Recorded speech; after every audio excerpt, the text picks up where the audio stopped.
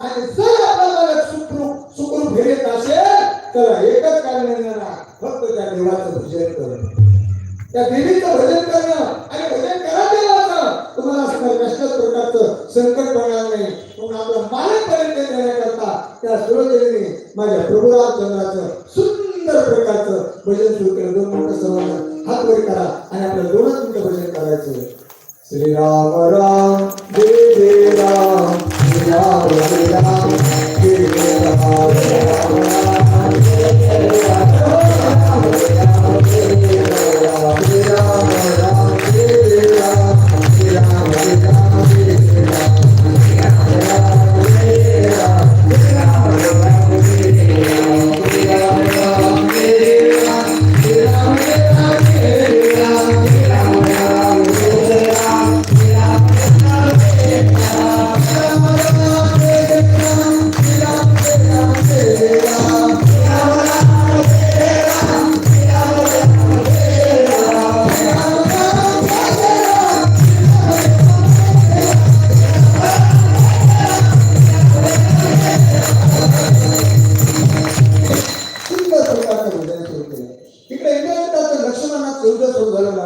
आणि त्या नामाचा प्रकार आणि नामाची ताकद त्या इंद्राजिताच्या भोवताली केलेलं सुरतेने भजन तर असणारे चक्र भेटे मारू लागले, चक्र फिरू लागलं, काही केलं नाही.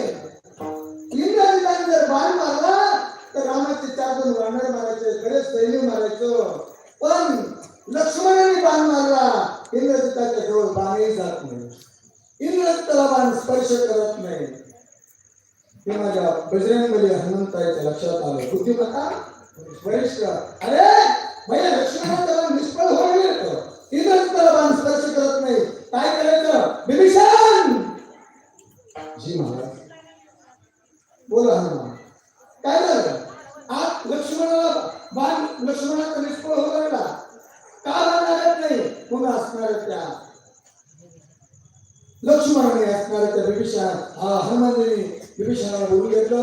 विभीषण असणाऱ्या आपले 4 प्रधान घेऊन लंकेमध्ये जातात. तर सुलोचना ही प्रभूचं भजन करते, प्रभूचं चिंतन करते आणि त्या चिंतनाचं चक्र फिरत आहे, तयार झालेलं आहे. मग आता जेणेकरून भजन बंद होईल असं काहीतरी मार्ग केला पाहिजे महाराज.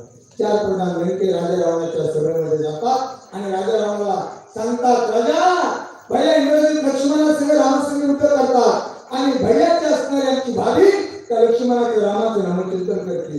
रावणाला राग येतो, संपला माझा दृष्टांत. रावणाला राग येतो, सुरतेचं भजन बंद पडतं.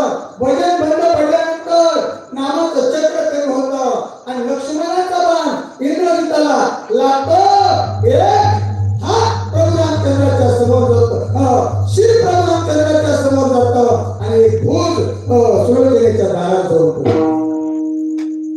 हरिनाम गरजता भय नाही चिंता, ऐशी बोले गीता भागवत. म्हणून कोणतीही गोष्ट करत असताना श्रद्धेला अत्यंत महत्व आहे, भक्तीला अत्यंत महत्व आहे. कारण मी बोलून गेलो करा, देवी मातेच्या असणाऱ्या ठिकाणी भक्ती करा. तुमच्या आमच्या जीवनामध्ये आनंद प्राप्त झाल्याशिवाय राहणार नाही. नुसतं आनंदच नाही, संकट निवारण करणारी ही मात तुझा भवन आहे. कारण महिषासुर त्याला मारणारी माझी असणारी तुझा भवन माता आहे. म्हणून तुम्ही कायने वाचेने मनाने तनाने धनाने तुझी सेवा करा. तुमचं आमचं जीवन परिपूर्ण झाल्याशिवाय राहणार नाही. एवढाच मोलाचा संदेश देतो.